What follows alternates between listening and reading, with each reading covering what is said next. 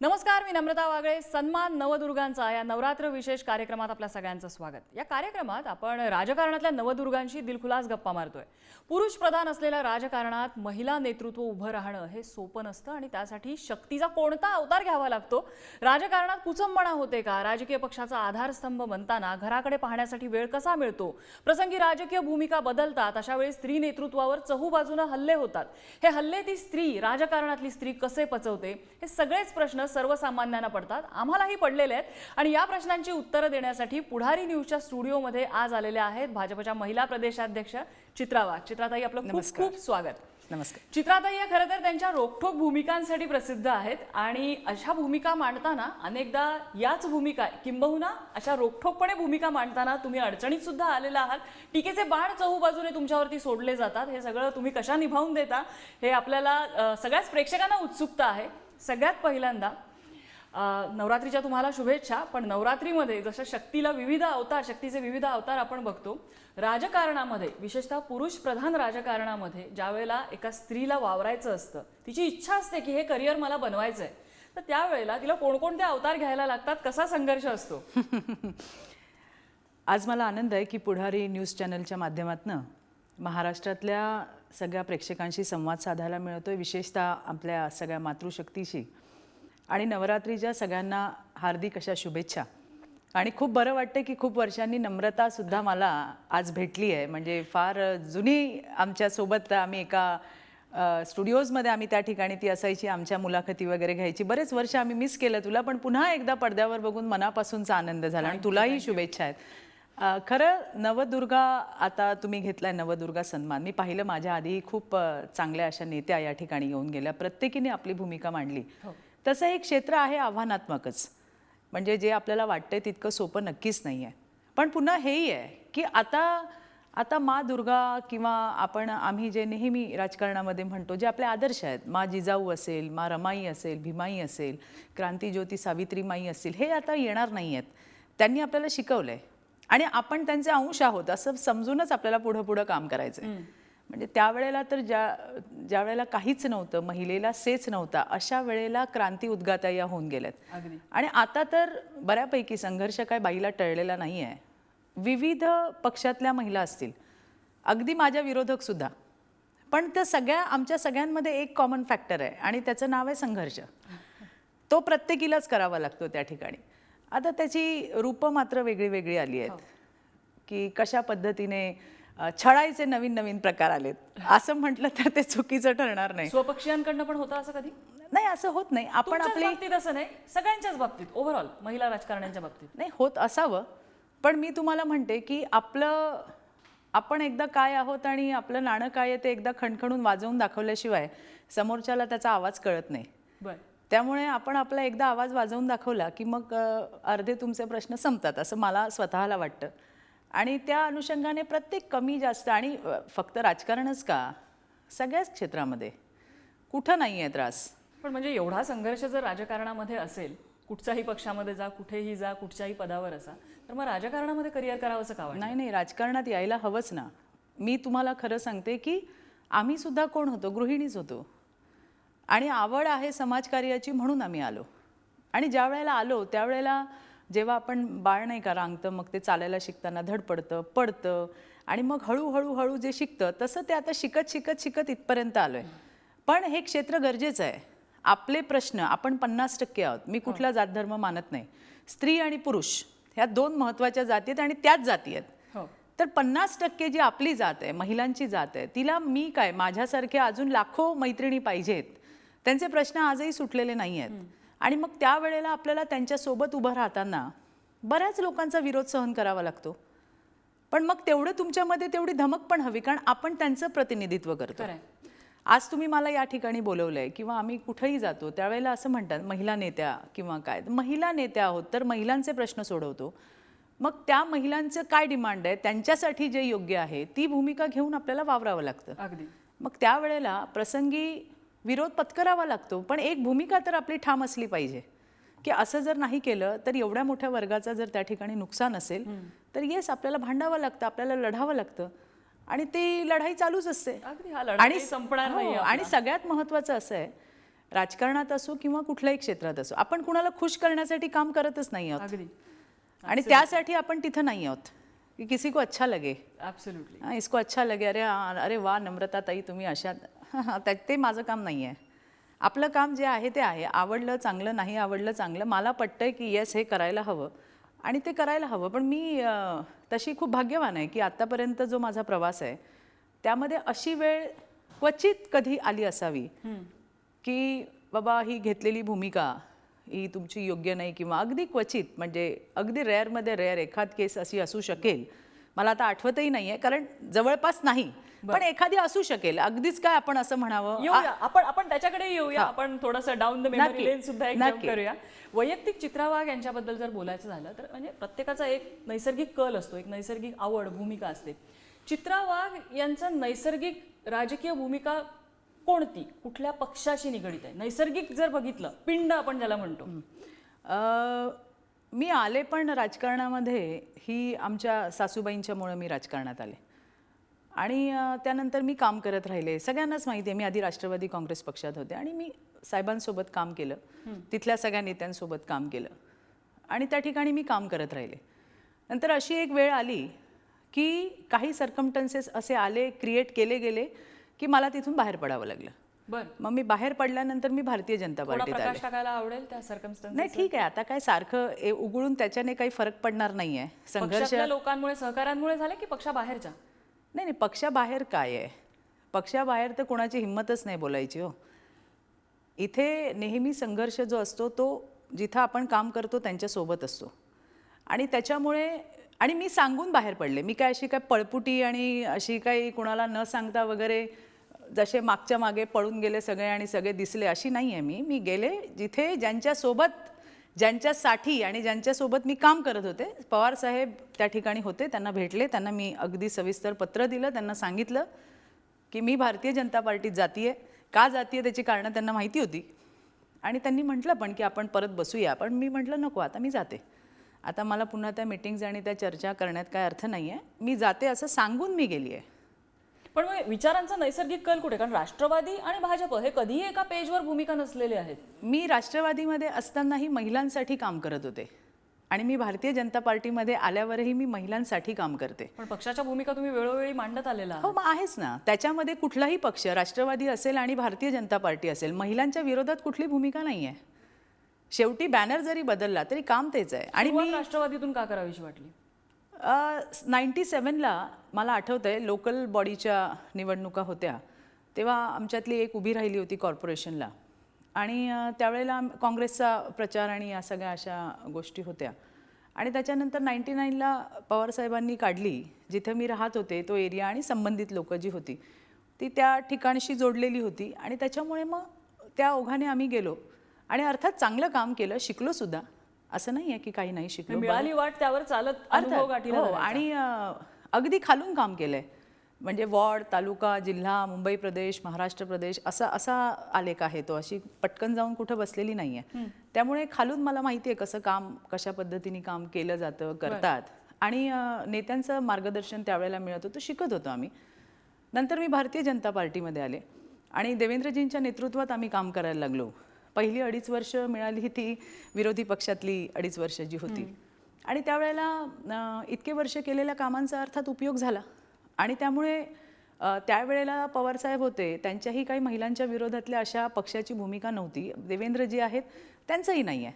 त्याच्यामुळे महिलांचे कुठले प्रश्न असतील आणि त्याच्यामध्ये काही भूमिका वेगळ्या अशातलं तर काही भाग नाही. बरं, ज्या वेळेला पक्षांतर तुम्ही केलं, राष्ट्रवादीमधून भाजपच्या गोटात आला, त्यावेळेला अनेक आरोप तुमच्यावर झाले. त्यातला एक आरोप होता हा तुमच्या पतीचं नाव घेऊन होता की त्यांच्यावर होणाऱ्या कारवाईपासून वाचण्यासाठी सत्ताधारी पक्षामध्ये येण्याचा घाट वगैरे असे मूर्ख सगळे आहेत आरोप झालेले. गट रोलर्स, मूर्ख आहेत.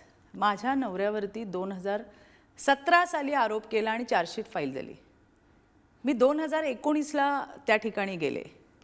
2017 पासून 2019 पर्यंत हे राष्ट्रवादी काँग्रेस पार्टीसोबतच काम करत राहिले आणि आज मला खूप सांगायला आनंद होतोय. हा 7 वर्षाचा संघर्ष आहे. केसेस झाल्या, बऱ्याच गोष्टी झाल्या. आयुष्यामध्ये मी जे कधी नाही पाहिलं ते मी या 7 वर्षांमध्ये पाहिलं आणि यामध्ये मला आज सांगायला आनंद होतोय की माझा नवरा सगळ्या दोषातून त्याची निर्दोष मुक्तता झाली आहे. सन्माननीय हायकोर्ट यांनी 7 वर्ष आमची केस चालू होती आणि त्या 7 वर्षामध्ये ज्या काही कोर्ट कचेऱ्या झाल्या, एक DAची केस होती की तुमच्या मिळकतीपेक्षा जास्त तुमचं उत्पन्न आहे, त्याही केसमध्ये, आणि माझ्या नवऱ्यावरती जो लाच घेण्याचा आरोप झाला होता त्याही केसमध्ये, दोन्ही केसमध्ये सन्माननीय हायकोर्टने त्यांची निर्दोष मुक्तता केली आहे. बर, हा 7 वर्षाचा लढा होता. मी त्याही वेळेला म्हणत होते, परंतु बोलणारे, सांगणारे त्यांची तोंड धरता येत नाही. कारण ज्या वेळेला हा ACBचा ट्रॅप केला गेला त्यावेळेला माझा नवरा तिथं नव्हताच. परंतु ठीक आहे, आता त्यांनी केलं, केसेस झाल्या, आम्ही सगळ्याला सामोरं गेलो. हे जे सगळे ट्रोलर्स तुम्ही म्हणताय तुमच्या विरोधात बोलणारे, हे सुद्धा ज्यांनी तुमच्यासाठी ट्रॅप रचला तेच होते, स्वपक्षीय, तत्कालीन स्वपक्षीय? असू शकतील, कुणी असू शकेल. ट्रोलर्सला काय असू शकेल, कोणी वाटेल ते बोलावं. तुला सांगते की बाईला नामोहरम करायला किंवा तिला आपण काय म्हणू, तिला मी मगाशी म्हटलं ना, खच्चीकरण करण्यासाठी, हां, खच्चीकरण म्हण, किंवा एखाद्या बाईला आपल्याला, तर काय काय आयुध आहेत. आता खूप नम्रता वागळे खूप बोलतीये, मग आता काय करायचं? मग नम्रताच्या फॅमिलीवरती अटॅक करायचा. मग ते झालं, ही ऐकत नाही, मग तिच्या कॅरेक्टरवर यायचं. मग ती कशी वाईट आहे, मग ती कुठे गेली होती, मग ती कशी गेली होती, मग ती काय काय केलं. आणि आश्चर्य की हे सगळं करत असताना आपण त्या पक्षामध्ये मोठ्या पदांवरती काम करत असतो, बरं का. आणि हे काय आहेत, हे सगळे काय म्हणतो, पपेट्स आहेत. हे यांच्या बंदुकी, यांच्या खांद्यावर बंदुकी घेऊन चालवणारे वेगळे आहेत. आणि त्यांच्या बंदुकीची गोळी काय आहे की हिच्या नवऱ्यावरती झालेला आरोप, ती गोळी चालली नाही चालली, मग आता तिच्या कॅरेक्टरवर बोला. आणि हे सगळ्या ठिकाणी चालतं. आणि मला माहिती आहे की माझी वाट अतिशय खडतर आहे. असे खूप जणी आहेत की ज्यांच्यासाठी ऑलरेडी त्यांचे वडील असतील किंवा आणखीन कोणी असतील घरातले, ज्यांनी त्यांचा राजमार्ग केलेला आहे, आमच्यासारख्या ज्या सर्वसामान्य महिला आहेत. आणि त्यामुळे आमची वाट ही बिकट आहे. आणि आभार पण मानले पाहिजे ट्रोलर्सचे, कारण असल्या हरामखोरांमुळे आम्ही अजून मजबूत होतो. बर, आणि हे काही लेच्यापेच्याचं काम नाहीच आहे. नाही, अगदी खरं आहे. की ज्या ट्रोलर्सच्या वेळेला विरोधात असं उभं राहणं, आधी वाईट वाटतं, किंवा आधी वाईट वाटायचं. अर्थात आपण पण हाडाकाडाची माणसं आहोत, वाईट वाटायचं. फॅमिली आहे आपल्याला, आपणही कुणाची सून आहोत, मुलगी आहोत, किंवा बरीच नाती पण आहेत ना आपली, त्यामुळे वाटायचं खूप वाईट. पण आता काहीच वाटत नाही, कारण ज्या गोष्टी निरर्थक असतात, ज्या गोष्टीमध्ये अर्थच नसतो, आणि त्या गोष्टी वारंवार बोलाव्या लागतात, तुम्ही बोलवून घेता, याचा अर्थ तुमच्याकडचा बारूद संपलाय आता. राष्ट्रवादी सोडताना तुम्ही म्हणालात की तुम्हाला पक्ष सोडण्यासाठी एक ट्रॅप रचला गेला. तर पक्ष सोडताना समोर भाजप हा पर्याय दिसला, म्हणजे भाजपकडून ऑफर होती की तुम्ही भाजप चूज केलं? नाही, अशी ऑफर वगैरे अशी काही नसते. शेवटी तुम्हाला एक विचार, आपल्याला नाही काम करायचं, आपलं ठरलं होतं की मला आता सोडायचं आहे म्हणून. आणि मी सांगितलं होतं, मी सगळ्यांना सांगूनच गेले, पळून मिळून गेले नाही. आणि आश्चर्य मला हे वाटतं की जे पळून मिळून गेले त्यांच्यासोबत अतिशय छान आहे. फक्त मला असं वाटायला लागलं, फक्त चित्रा वाघच आली की काय राष्ट्रवादीमधनं भाजपमध्ये, बाकीचे कोणी आले नाहीत, अशा पद्धतीने बोललं जातं. पण असं नाही आहे. मी सांगून त्या ठिकाणी आले, आणि आल्यानंतर मग आम्ही विचार केला की काय करायचं, कुठे जायचं. कारण ही एका फॅमिलीमध्ये मी काम केलं होतं. जसं तुम्हाला माहिती आहे की वडील, मुलगी, पुतण्या, असं दादा, ताई आणि साहेब, अशा ती फॅमिली होती, आणि त्यांची पार्टी आहे ती. आणि मग त्याच्यानंतर मग मी विचार केला की आपल्याला कुठे जायला हवं. मग आपल्याला नॅशनल स्केलवर मोठ्या पार्टीत आपल्याला जायला हवं. आणि त्या अनुषंगाने भारतीय जनता पार्टी, त्या अनुषंगाने आम्ही त्या ठिकाणी गेलो. कामही करतच होतो, काम बघतही होतो. म्हणजे मला आठवतं आहे की ज्या वेळेला मी राष्ट्रवादीत होते आणि अपोजिशन पार्टीमध्ये आमची सत्ता नव्हती, त्यावेळेला विरोधी पक्षात होतो, एकही दिवस असा गेला नसेल की आम्ही त्यावेळेला मुख्यमंत्र्यांवरती टीका केली नाही. की जे जे आम्हाला वाटत होतं हे चुकीचं आहे किंवा काय आहे, त्याच्यावरती आम्ही बोललो आहे. आणि 5 वर्षांनी त्या पक्षात मी प्रवेश केला. म्हणजे पुन्हा तुम्हाला हेच सांगते, कुठलंही एखादी महिला, आम्ही इमोशनली अटॅच असतो कुठल्याही पक्षात काम करताना, तिथे परिवार म्हणूनच आम्ही काम केलं.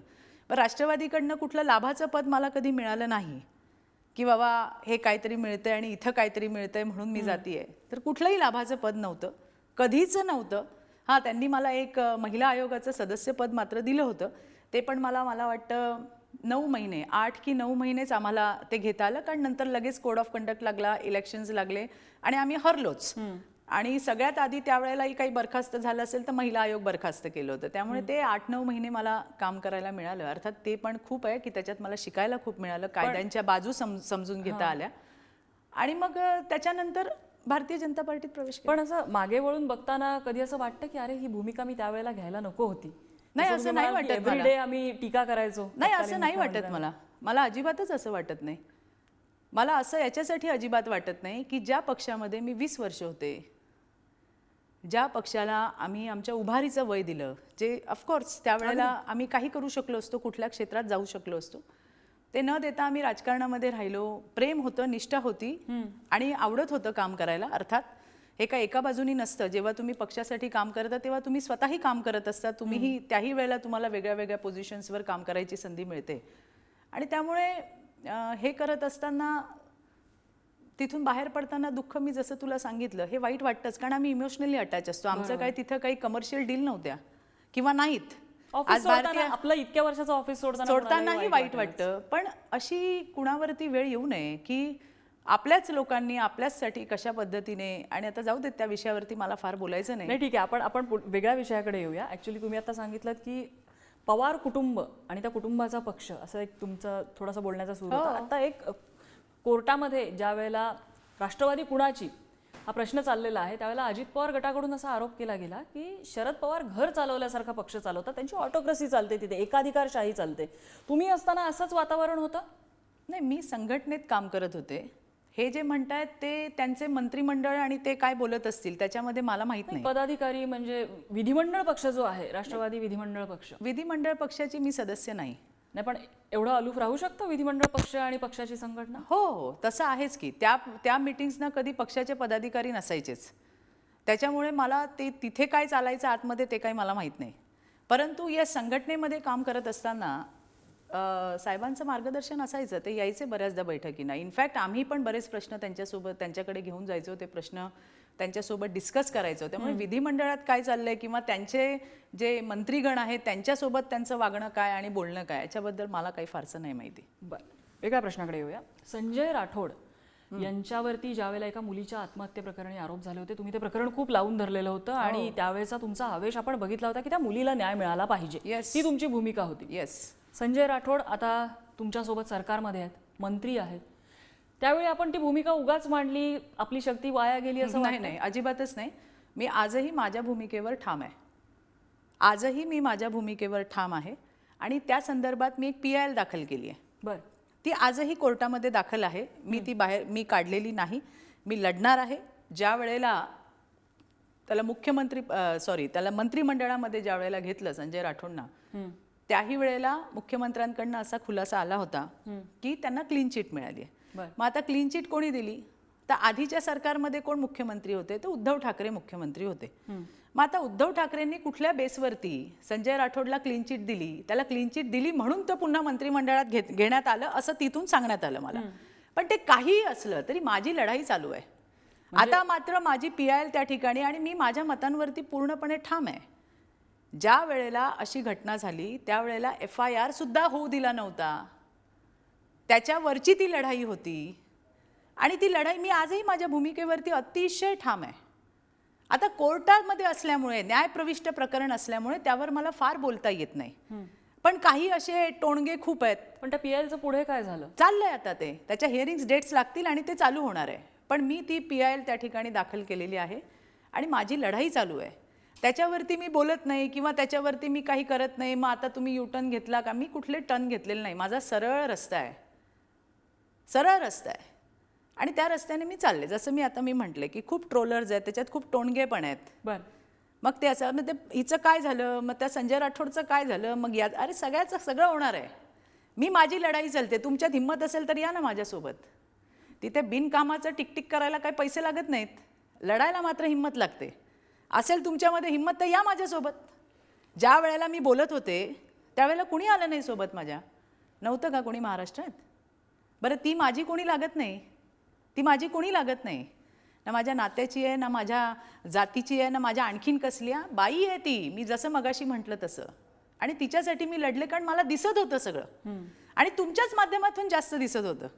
खरं आहे. की काय चाललंय, कसं चाललंय, आणि त्याच्यावरती मी आवाज उठवला. का नाही कोणी आलं माझ्यासोबत? जे आत्ता माझ्यावरती टीका करतायत तर ते त्यावेळेला का नाही आले? कुणी हात बांधले होते तुमचे? कुणी सांगितलं होतं लढू नका? मी तर त्या दिवसांमध्ये खूप काही शिकले. माझ्यावर अटॅक, माझ्या परिवारावर अटॅक, मी काय काय नाही भोगलं, आणि मी आजही सहन करते. पण माझी भूमिका स्पष्ट आहे की काहीही झालं तरी मी लढणार आहे. म्हणजे सरकारमधले साथीदार असले तरी सुद्धा त्यांना कोर्टात उभं करायला मी सुद्धा आवाज लढणार कमी करणार आहे. नाहीत. माझी भूमिका स्पष्ट आहे. बरं. आणि जे तुम्हाला मगाशी मला प्रश्न विचारलास की नाही की काही राजकीय भूमिका तुम्हाला बदलाव्या लागतात का? नाही, मी नाही बदलली माझी भूमिका. मी माझ्या भूमिकेवर ठाम आहे आणि मी लढतीये. आणि त्यासाठी मला कोणी, आमच्या नेत्यांनी मला हे, देवेंद्रजी मला असं कधी म्हणले नाहीत, किंवा आमचे त्यावेळेला अध्यक्ष होते चंद्रकांत दादा, ते कधी आत्ता बावनकुळेजी आहेत, असं कधी कोणी म्हटलं नाही मला की नाही चित्राताई तुम्ही चुकीचं करतायत. नाही, मी लढतीये.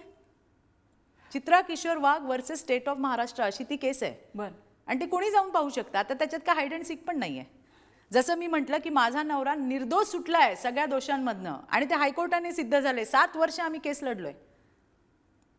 जे तुम्ही पाहू शकता तसंच हे सुद्धा आहे. बरं. की तुम्ही पाहू शकता की ही आहे किंवा नाही केस, आणि ही लढाई चालू आहे आणि मी लढणार आहे.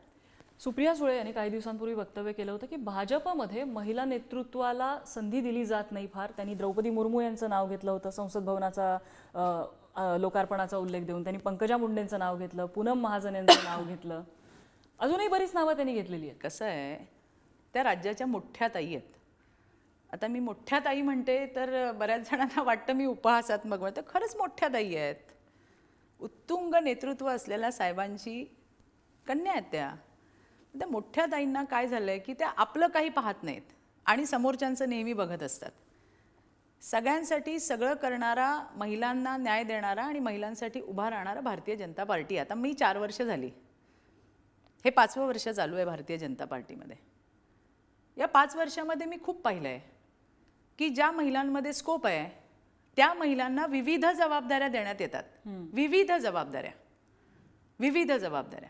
केंद्रातली एखादी जबाबदारी असेल, जिला माहितीही नसेल की उद्या मला काय मिळणार आहे, त्या महिलांना विविध ठिकाणी काम करण्याची संधी, ज्यांची नावही तुम्हाला माहिती नाही. म्हणजे असं आहे ना की त्या जबाबदाऱ्या पक्ष संघटनेतल्या असतात. निवडणुकीच्या पटलावरती काय, निवडणुकीच्या पटलावर आजही 13 आमदार आहेत तो.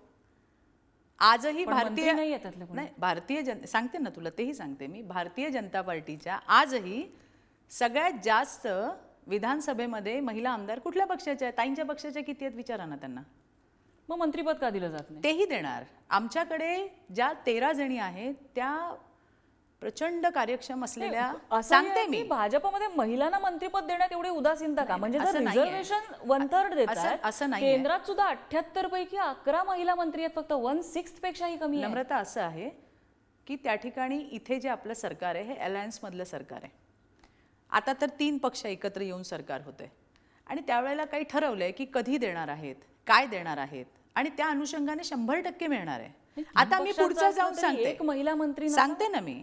पुन्हा मी माझं पर्सनल व्ह्यू सांगते की मला असं वाटतं, हे माझं पर्सनल व्ह्यू आहे, महिला मंत्री असायलाच हवी. तू एक म्हणते, मी म्हणते 4-5 द्या, कारण इतक्या कॅलिबरचे आमदार आमच्याकडे आहेत.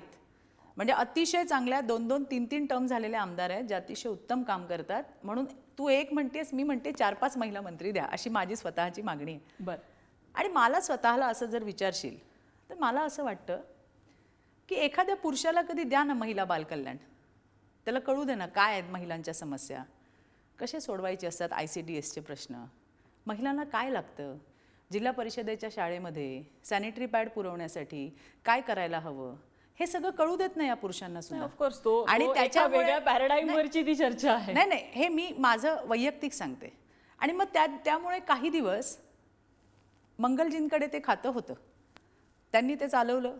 आता आदिती तिकडे आली आहे, आणि येणाऱ्या दिवसामध्ये जेव्हा एक्सपान्शन होईल त्यावेळेला नक्कीच तिथे महिला मंत्री येतील. आता महिला मंत्री नाही म्हणून महिलांवर अन्याय होतोय, आणि महिला मंत्री नाही म्हणून मग भाजपमध्ये अजिबातच काय असं नाही आहे. हे प्रत्येकाचं आपलं आपलं परसेप्शन असतं. आपली वेळ संपलेली आहे. एक शेवटचा प्रश्न, तुमच्याकडे उत्तर असेल तर थेट नाव घ्या, नाहीतर नाही म्हणून सांगा. महाराष्ट्राची पहिली महिला मुख्यमंत्री होण्याचं पोटेन्शियल सध्याच्या कुठल्या महिला नेत्यामध्ये आहे का? पक्षापलीकडे जाऊन. एकही नाही. तुमच्याही पक्षात नाही?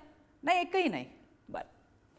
चित्राताई, खूप खूप धन्यवाद. तुम्ही आज पुढारी न्यूजसाठी वेळ दिला. आमच्या स्टुडिओत येऊन आमच्या सगळ्या प्रश्नाला तुम्ही इतकी रोखठोक उत्तरं दिली त्याबद्दल. धन्यवाद. मलाही आनंद झाला की या निमित्ताने कधीतरी वेगळ्या पद्धतीचे वेगळ्या धाटणीचे प्रश्न पुढारीकडनं विचारण्यात आले. नाहीतर नेहमी ठरलेले प्रश्न असतात, तेच प्रश्न विचारले जातात. मलाही आनंद झाला आणि नवरात्रीच्या या शुभ पर्वावरती इथे आपण मला बोलवलं त्याबद्दल आभार आणि राज्यातल्या सगळ्यांनाच नवरात्रीच्या हार्दिक शुभेच्छा. थँक्यू. तर नवदुर्गाच्या या भागामध्ये आपण इथेच थांबतोय. ताज्या बातम्यांसाठी पाहत रहा पुढारी न्यूज.